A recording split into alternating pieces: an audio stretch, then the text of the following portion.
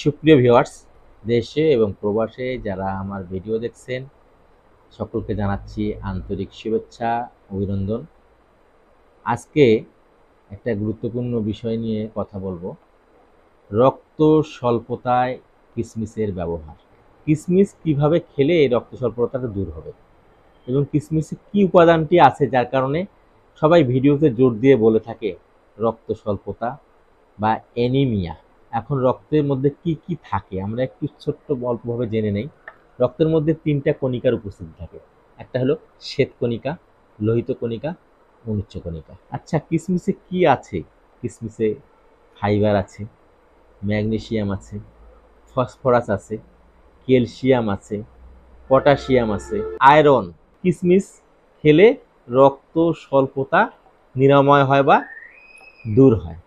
যেহেতু আয়রন আছে, আয়রন আমাদের শরীরের মধ্যে লোহিত রক্তকণিকাকে বাড়িয়ে দেবে, বৃদ্ধি করবে এবং লোহিত রক্তকণিকা যখন বৃদ্ধি পাবে তখন কি হবে, শরীর থেকে যে রক্তের যে ঘাটতিটা আছে এই ঘাটতিটা কিন্তু আস্তে আস্তে চলে যাবে। কিসমিস কতটুকু করে খাবেন? 15 থেকে 20টা কিসমিস রাত্রেবেলা একটা গ্লাস নেব, ওই গ্লাসের মধ্যে 300 বা 350 ml পানি ধরে, ওই গ্লাসটাতে কিসমিসটা পরিষ্কার করে ওই গ্লাসে পানি দিয়ে ওই গ্লাসটাকে ঢেকে রাখবো। ঢেকে রাখার পর পরের দিন সকালবেলা কি করব, ওই কিসমিসটা সারা রাত্রে পানির মধ্যে কি হবে, জারিত হবে। জারিত হওয়ার পর সকল মলিকুল উপাদানগুলো কি করবে, পানির মধ্যে দ্রবীভূত হবে। দ্রবীভূত হলে এটাকে আলাদা একটা কিন্তু এনার্জেটিক বা একটা ড্রিঙ্কসের মতো হবে। এই পানিটা খাবো, কিসমিসটাও খাওয়া যাবে। দীর্ঘ যদি আমি এক নাগারে 1 মাস বা খেতে পারি তাহলে আমি অন্য অন্য যে উপকারগুলো পাবো, পাশাপাশি কিন্তু আমার রক্ত স্বল্পতার মতো সমস্যা চলে যাবে এবং পাশাপাশি অ্যানিমিয়াটা চলে যাবে। তাহলে এটা একটা সহজলভ্য।